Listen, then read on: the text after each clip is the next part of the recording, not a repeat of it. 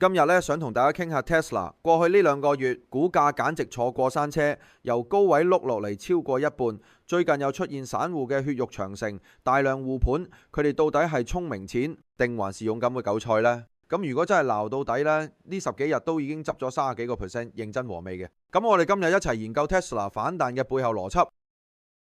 大家好，我係 Piers 皮亞斯，歡迎大家收睇今日嘅美股3分鐘。中意我哋嘅內容，記得俾 like 同 subscribe。呢幾日 Tesla 股價嘅低位反彈，飆升超過30%，仲要跑贏其他7大科技股。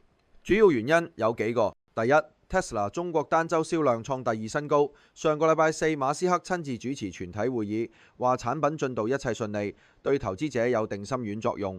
第二 FBI 出手查 Tesla 恐襲。第三，英國充電站玩埋 Tesla V4。第一， Tesla 中國嘅單週銷量創新高。中國市場3月17至23號呢個星期 ，Tesla 真係發晒力，賣出17400架新車，創2025年至今單週最高紀錄。相比上個星期多咗13.7%，同舊年同期比更加係暴增28.2%。不過第一季度整體銷量環比仍然跌咗34.5%。同舊年同期比亦都微跌0.6%，而家距離季度完結仲剩翻最後1個星期零1日，睇落仲有機會超越舊年第一季度嘅銷量。而家正值新舊 Model Y 交接期，生產線仲調整緊，銷量增長始終需要嘅時間。第二FBI 出手查 Tesla 恐襲。美國近期連環發生針對 Tesla 嘅縱火同埋破壞事件 ，FBI 直頭定性佢係本土恐怖主義，仲組成10人精英小隊全城搜捕。最近幾週 Tesla 展廳、充電站、維修中心接連俾人放火、開槍、掟燃燒彈，搞到好似拍緊荷里活大片咁。單係24號，奧斯汀警方又喺 Tesla 展廳揾到自製燃燒裝置，好彩拆彈組及時搞掂。FBI 局長 Kash Patel 話已經協調多個部門對呢啲暴力行為絕不手軟。而家 FBI 特遣隊已經鎖定48單相關案件，正式立案調查7單。第三英國充電站玩埋 Tesla V4 啊！英國公司 EG Group 唔聲起咗過百個 Tesla V4 超充站啊，仲話陸續有嘅。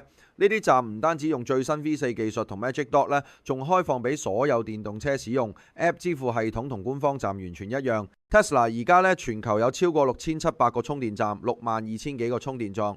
今次 EG Group 仲將整套 Tesla 方案照搬，由硬件到軟件一條龍包辦。專家估計全球充電設施起碼要擴充30倍先夠應付電動車發展。EG 今次明顯係食正個勢。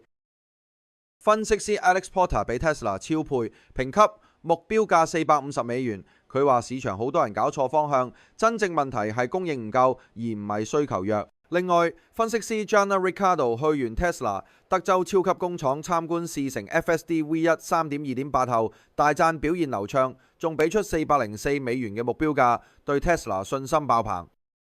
睇到呢度，如果對投資美股好有興趣，但又覺得無從入手嘅話，我準備一封免費嘅 newsletter， 大家可以 subscribe， 裏邊涵蓋晒所有投資美股之前必須要了解嘅資訊，歡迎大家訂閱。